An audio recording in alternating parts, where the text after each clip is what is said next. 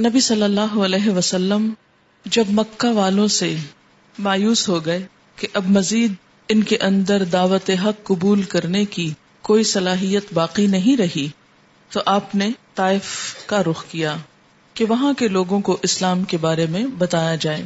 ہو سکتا ہے کہ وہاں کے لوگ آپ کی بات قبول کر لیں یا آپ کی مدد کریں یا آپ کو پناہ دیں. چنانچہ آپ طائف کے لیے پیدل چل پڑے. پیدل، آپ کو معلوم ہے کہ کئی میل کا راستہ ہے یہ، اور پہاڑی راستہ ہے مکہ سے. آپ کے ساتھ آپ کے آزاد کردہ غلام زید بن حارثہ بھی تھے. راستے میں جس قبیلے سے بھی آپ گزرتے اسلام کی دعوت دیتے، اور اس طرح طائف پہنچے. اور قبیلہ ثقیف کے 3 سرداروں کا جو آپس میں بھائی تھے ارادہ فرمایا. انہیں اسلام کی دعوت دی اور تبلیغ اسلام کے لیے مدد چاہی، مگر انہوں نے منظور نہ کیا بلکہ بہت برا جواب دیا. آپ نے انہیں چھوڑ کر دوسروں کا ارادہ کیا، انہیں بھی اسلام لانے کی دعوت دی، ان کے سرداروں سے گفتگو کی اور اس کام میں 10 دن گزار دیے. لیکن کسی نے آپ کی بات نہ مانی، بلکہ یہ کہا کہ ہمارے شہر سے نکل جائیں. اپنے بچوں، اوباشوں اور غلاموں کو شے دی. چنانچہ آپ نے جب واپسی کا ارادہ کیا تو انہوں نے آپ کے دونوں جانب لائن لگا کر گالیاں دینی شروع کر دی اور بدزبانی کی. سب کچھ امیجن کرتے جائیں. نمبر 1 بات کسی ایک نے نہ مانی پورے شہر میں. اور جب آپ نے واپس آنا چاہا، آپ دیکھیے کہ کن حالات میں نکلے. وہ ساری تفصیل تو میں آپ کو نہیں اس وقت بتا سکتی، لیکن ایک ہی جملہ کافی ہے کہ جب مکہ والوں کی طرف سے اب بالکل مایوسی ہو گئی کہ اور کوئی بھی ایمان نہیں لانے کا، یعنی پیچھے بھی کوئی راستہ نہیں، جہاں گئے ہیں وہاں بھی کوئی سننے والا نہیں. کس حال میں آپ واپس آ رہے ہوں گے اس کو ذہن میں لائیے.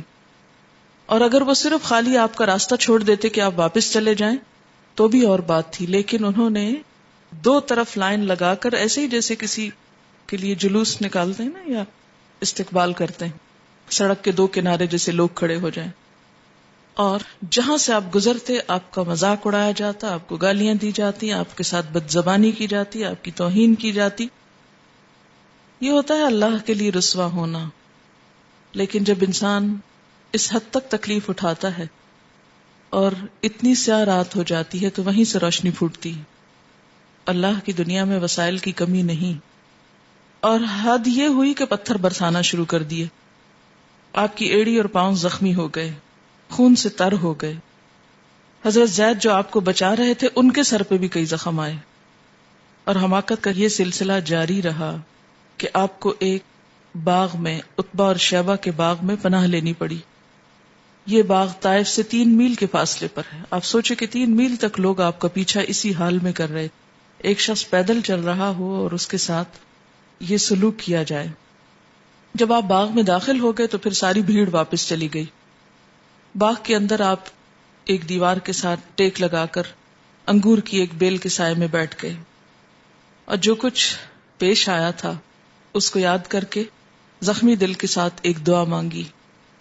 اور یہ دعا دعائے مستضعفین یعنی کمزور لوگوں کی دعا کے نام سے مشہور ہے. اللہم الیک اشکو ضعف قوتی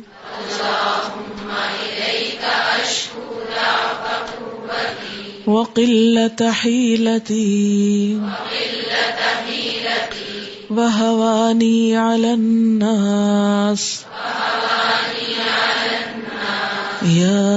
ارحم الراحمین انت رب المستضعفین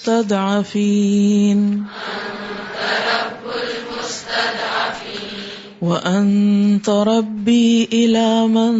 تکلنی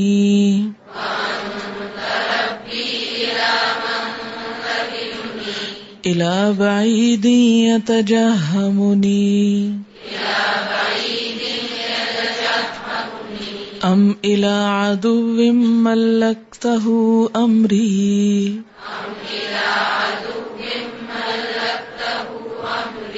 ان لم یکن بک علی غضب فلا ابالی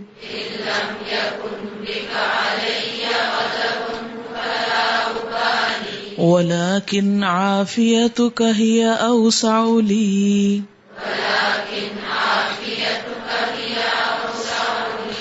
أعوذ بنور وجهك الذي أشرقت له الظلمات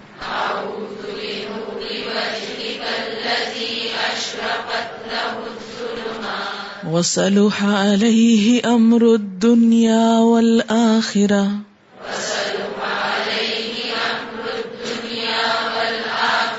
من أن ينزل بي غضبك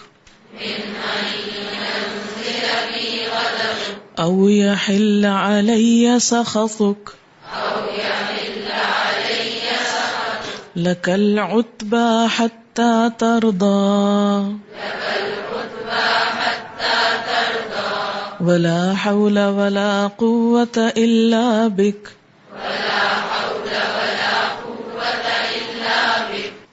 اللہم اے اللہ الیکا تیری طرف تجھ سے اشکو میں شکایت کرتا ہوں ضعف قوتی اپنی کمزوری اور بے بسی کا وقلت حیلتی اور قلت کا حیلتی اپنے چارے کے یعنی اپنی بیچارگی کا مراد ہے وحوانیہ اور اپنی کمزوری بے قدری علی الناس لوگوں کے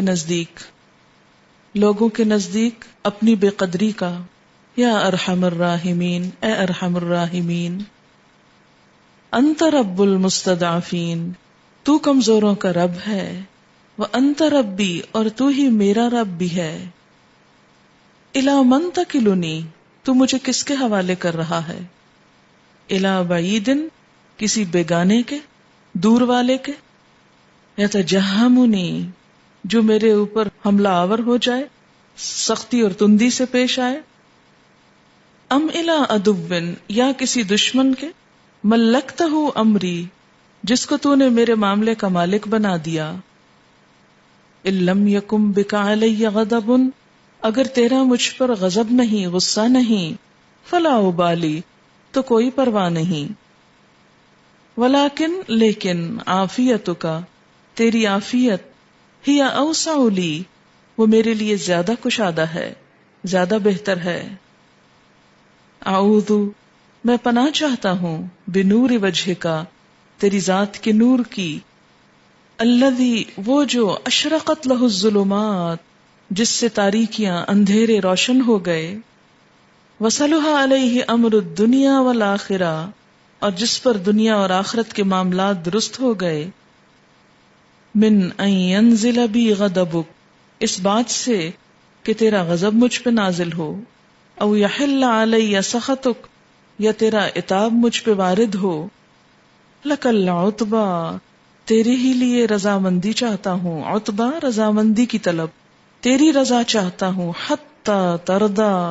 یہاں تک کہ تو راضی ہو جائے اس وقت تک تیری رضا چاہتا رہوں گا جب تک کہ تو راضی ہو جائے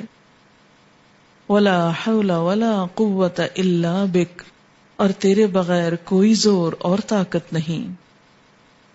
کبھی بھی غم کا موقع زندگی میں آئے لوگوں کی بے رخی لوگوں کی بے نیازی اور کبھی معاشرے میں اپنے آپ کو تنہا محسوس کریں کسی بھی ایسے موقع پر جب آپ سمجھیں کہ سبھی ساتھ چھوڑ گئے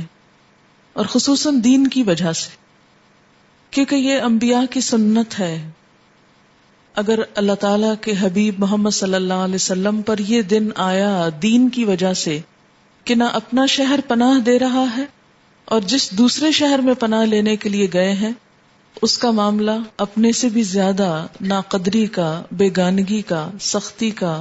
اور ذلت کا ہے کہ کوئی ایک شخص بھی ایسا نہیں بھلا کہ جو آپ کی پکار پہ لبیک کہے اجنبی حالت میں پرائے دیس میں نہ صرف یہ کہ گالیاں ٹھٹھے مذاق بلکہ پتھر بھی کھائے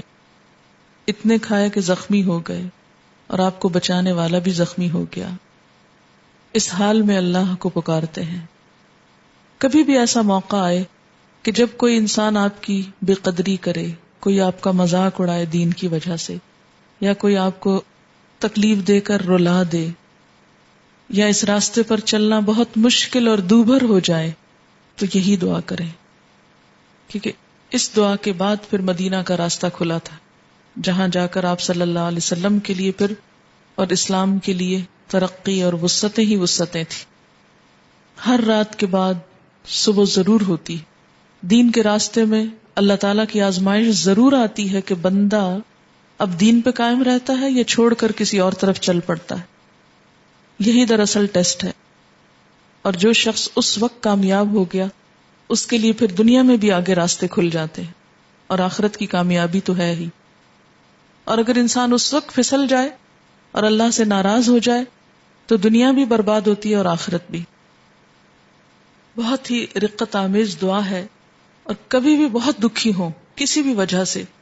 تو اس کو پڑھ لیں، کیونکہ روئے ہوئے دل کے ساتھ اور دکھی دل کے ساتھ جب انسان دعا مانگتا ہے تو ویسے بھی اللہ تعالیٰ کی رحمت جوش مارتی ہے، دعا قبول ہوتی ہے اور انسان کا سارا غم ہلکا ہو جاتا ہے. کیونکہ شیطان اسی وقت آ کے انسان کو بہکاتا ہے کہ دیکھو تمہارے رب نے بھی تمہیں چھوڑ دیا جس کے لیے تم نے یہ سب کچھ کیا، اور پھر ایک گہری مایوسی طاری ہونے لگتی ہے انسان پر. ایسے میں بعض اوقات کوئی انسان بھی سنبھالا نہیں دے سکتا، صرف اللہ ہی کی ذات ہے جو انسان کو طاقت دیتی. تو اسی کی طرف رجوع کرنا چاہیے، اسی کو تھام لینا چاہیے. اور سب سے خوبصورت الفاظ تو خود نبی صلی اللہ علیہ وسلم کے ہیں. آپ سے بڑھ کر الفاظ کس کے اچھے ہو سکتے ہیں، کیونکہ ہم تو خود بھی نہیں جانتے کہ ایسے موقعوں پر اپنے لیے مانگنا کیا چاہیے. تو یہ آپ کی مہربانی ہے کہ آپ نے جو مانگا وہ ہم تک بھی پہنچا دیا. اللہم الیک اشکو ضعف قوتی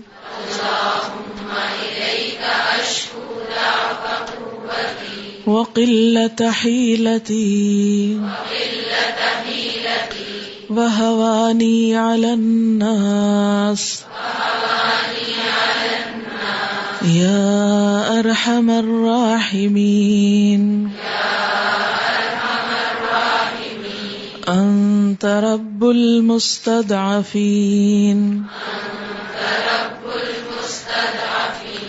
وانت ربی الی من تکلنی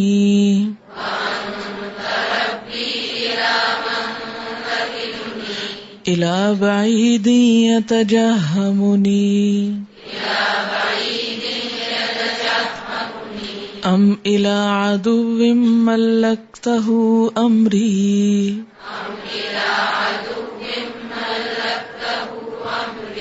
ان لم یکن بک علی غضب فلا ابالی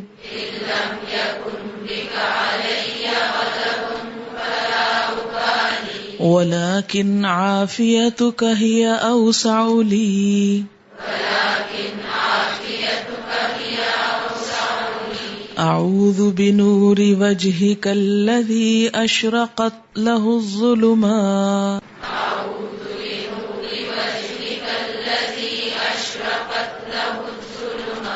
وصلح عليه أمر الدنيا والآخرة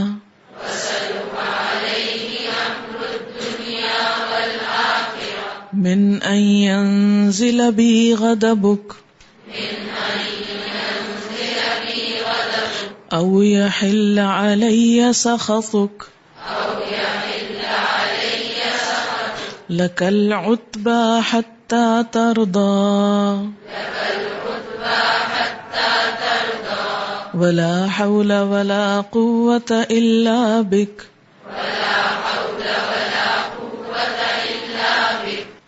وآخر دعوانا ان الحمد للہ رب العالمین.